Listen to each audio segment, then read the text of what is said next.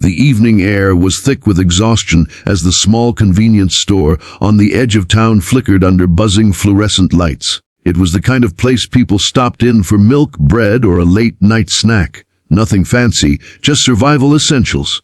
To most, it was just another store. But tonight, it was about to become the stage of a story no one expected.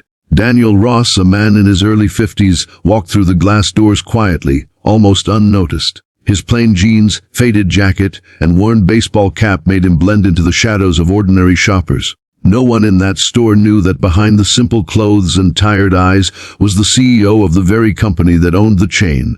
Daniel had built his empire from nothing, but over the years success had pulled him further from the ground, further from the heartbeat of the people who kept his stores alive.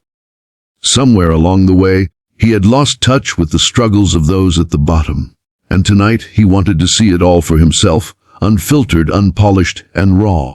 As Daniel pushed a small cart down the aisle, pretending to glance at cereal boxes, his eyes fell on the cashier's counter. The young woman working there tried her best to force a smile for each customer, but her red, swollen eyes betrayed her pain. He noticed how she wiped her cheek with the back of her hand between scanning items, hoping no one would catch her tears. She looked no older than 22, her uniform wrinkled, her name tag slightly bent. Her name was Emily. Emily's voice cracked as she greeted a customer. "Good evening, sir. Did you find everything okay?" But the forced cheer couldn't hide the quiver beneath. The man she was serving barely noticed her distress, paid quickly, and walked away. Daniel's chest tightened.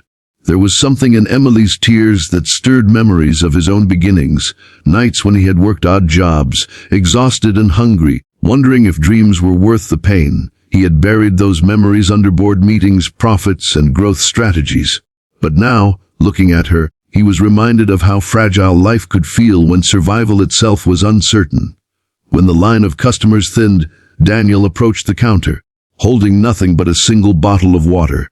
Emily lifted her head and attempted another broken smile. "Good evening, sir." Her voice was thin, trembling. "Evening," Daniel replied softly, watching her carefully.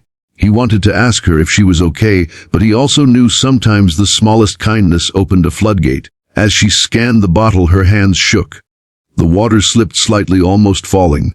She caught it quickly and whispered, "Sorry." "No need to apologize," Daniel said gently. "Rough night." Emily froze. For a moment, she couldn't answer. The truth sat heavy on her chest, and tears welled up again. She pressed her lips tightly, trying to keep them from trembling, but when she finally met his eyes, something broke inside her. The strength she had been clinging to slipped away. Her whisper cracked. "It's been a rough life." Daniel's heart ached. He could tell she didn't mean to open up to a stranger, but sometimes pain overflowed without permission. Before he could respond, a middle-aged supervisor stormed out from the back office, frowning. His name tag read Carl. "Emily." Carl barked, his voice sharp. "Stop chatting and get back to work. We've got shelves that need stocking after your shift." He glanced at Daniel impatiently. "Sorry about the delay, sir." Emily's face flushed with embarrassment. She quickly handed Daniel his bottle and receipt, whispering, "Thank you, have a good night." Daniel gave a small nod but lingered near the shelves, pretending to browse while his eyes kept drifting back toward the counter. He noticed how Emily's shoulders drooped as soon as Carl walked away, how her spirit seemed to sink deeper. She was breaking piece by piece, and no one cared enough to notice, or maybe no one cared at all. Hours later, when the store grew quiet, Daniel approached the counter again with a small pack of cookies this time. "Mind if I ask you something?" he said, setting them down. Emily blinked, startled. "Oh, sure, what is it? Are you okay?" His voice was calm, almost fatherly. That simple question undid her. She bit her lip hard, but tears slid down her cheeks anyway. She quickly covered her face with her hands, whispering, "I'm sorry. I shouldn't cry at work. I can't take it anymore." Daniel leaned in, slightly lowering his voice. "What can't you take?" Emily shook her head, torn between silence and the need to release her burden. Finally, the words spilled out. "Everything. I'm working 2 jobs, and it's still not enough. My mom's sick, and the medical bills keep piling up. My little brother needs school supplies, and I barely have money for groceries.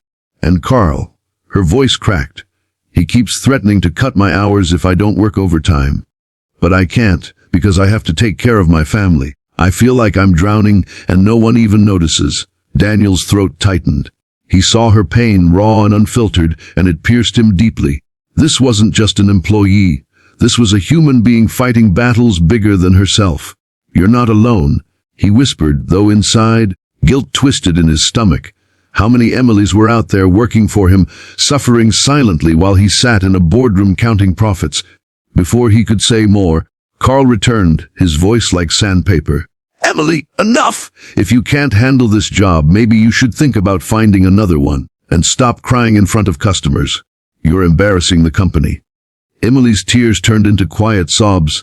She nodded quickly, trying to hide her face. Daniel's fists clenched at his sides. He wanted to reveal himself, to put Carl in his place right then and there.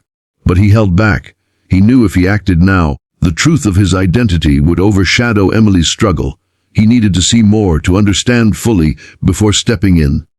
He placed the cookies on the counter. "I'll take these, please," he said firmly, glaring briefly at Carl. Emily scanned them with shaky hands. "That'll be $2.50, she whispered. Daniel paid and offered her a small, reassuring smile. "Hang in there, Emily. Things can change."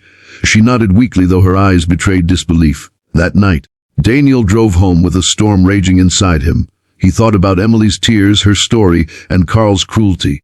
He thought about his own company, his empire, that was supposed to be about service and community, but had become a machine that squeezed its workers dry.